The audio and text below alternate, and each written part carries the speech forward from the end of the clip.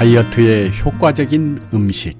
오늘은 다이어트에 성공하고 싶은 분들을 위해 지방을 태우는데 효과적인 음식을 소개하겠습니다. 하나, 십자형 채소.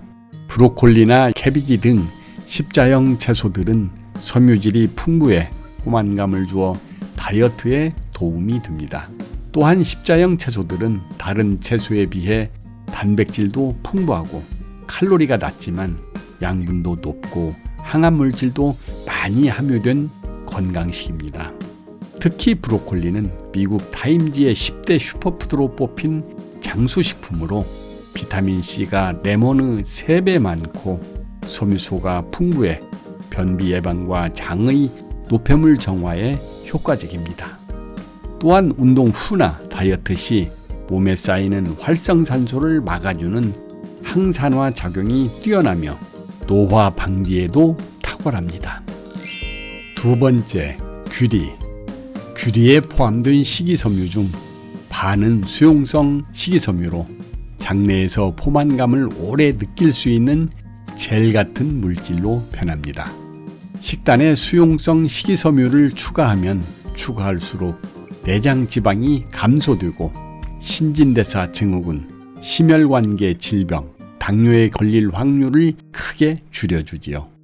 귀리는 칼로리가 아주 낮고 이뇨 효과가 있어 절유된 체액이 잘 배출될 수 있게 해줍니다. 세 번째, 고구마. 고구마는 달콤해서 다이어트에는 좋지 않을 것 같지만 다른 탄수화물 식품에 비해 당 수치가 낮고 지방으로 쉽게 전환되지 않으면서도 포만감을 주어 다이어트에 좋은 식품입니다. 비타민과 식이섬유가 풍부해 대장 운동을 활발하게 하여 변비에도 효과적이고 콜레스테롤 수치를 낮추어 주어 성인병 예방에도 좋습니다. 또한 알칼리 식품인 고구마는 칼륨 성분이 많아 체내에 쌓인 나트륨 배출을 돕고 붓기를 줄여줍니다. 고구마에 함유된 비타민 E는 혈액 촉진을 도와 다이어트에 효과적이며 고구마를 자르면 나오는 하얀 진액인 얄라핀이라는 성분은 배변을 원활하게 해줍니다. 네 번째, 콩. 콩에는 수용성 섬유질이 풍부해서 복부지방 제거에 아주 효과적입니다. 콩의 수용성 섬유질은 콜레스테롤, 독성물질 등을 흡착해 체외로 배출해 주는데 특히 천연 탄수화물 차단제라고 불리는 흰 강낭콩은 탄수화물이 지방으로 변환되는 것을 막아주며 기초 대사량을 증가시켜 다이어트에 좋습니다.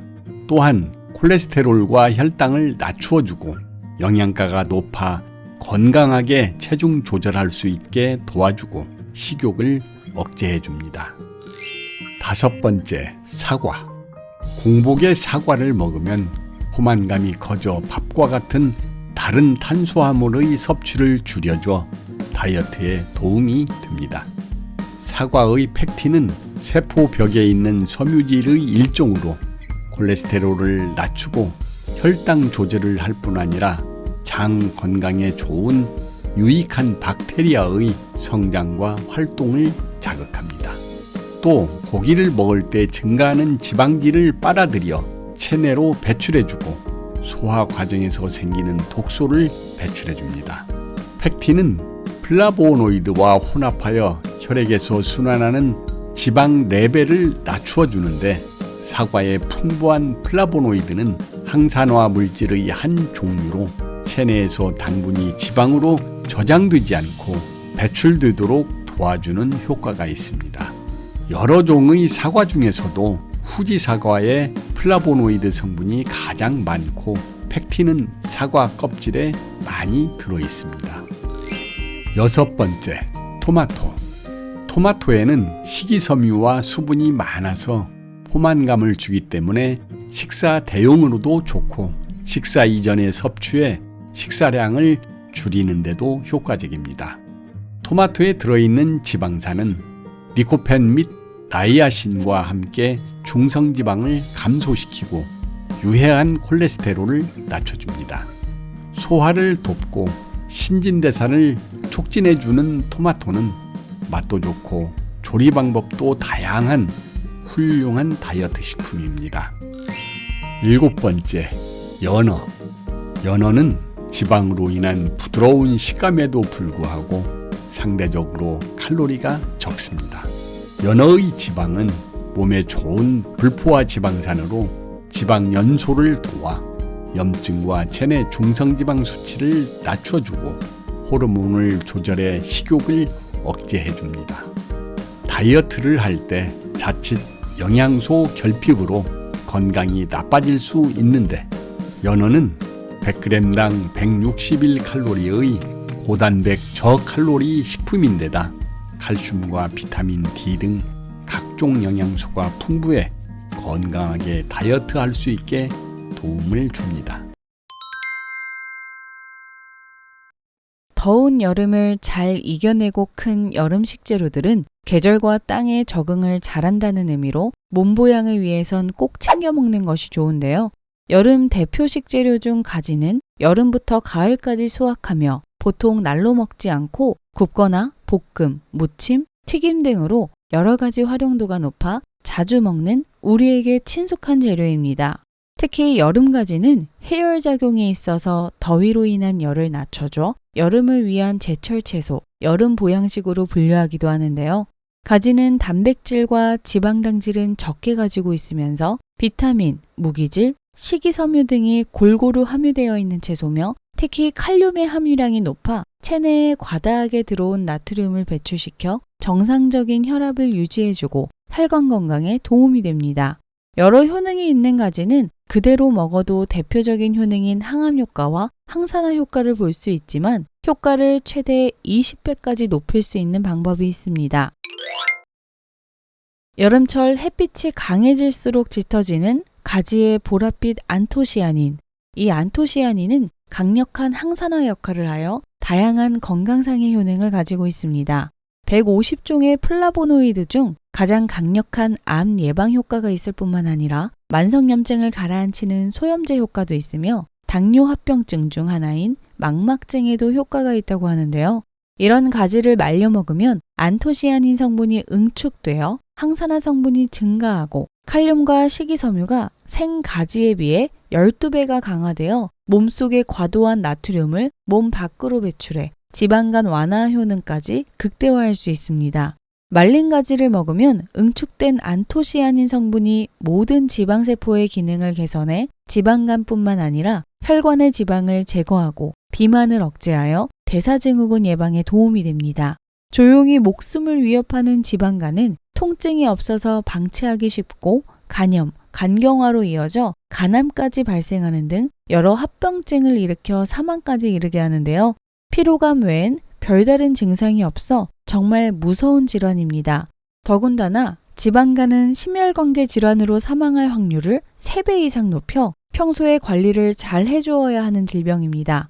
지방간의 원인은 술이라고 생각하는 분들이 많을 텐데 알코올성 지방간은 20%, 비알코올성 지방간이 80%나 됩니다.